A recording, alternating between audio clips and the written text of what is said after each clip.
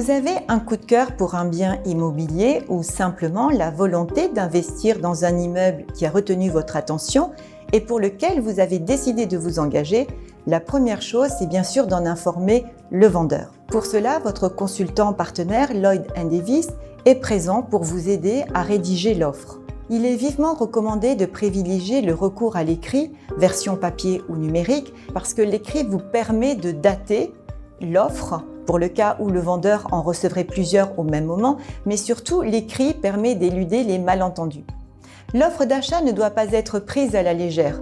Une fois acceptée, elle vous engage juridiquement. Que doit contenir l'offre? D'abord, votre identité en qualité d'acquéreur. Ensuite, un bref descriptif du produit et enfin le prix proposé. Il est d'usage de préciser si l'achat est soumis à une condition suspensive de prêt.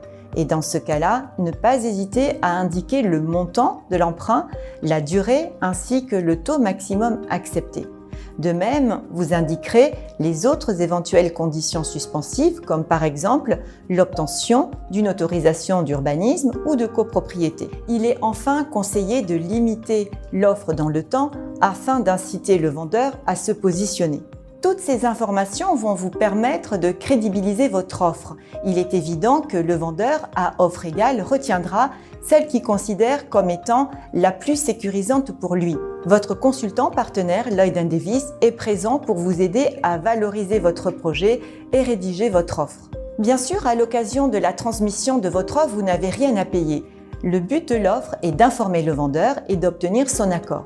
Une fois accepté, les deux parties seront engagées et la réitération de cette rencontre de volonté se fera à l'occasion de la signature de la promesse ou du compromis, étape antérieure à la signature de l'acte authentique.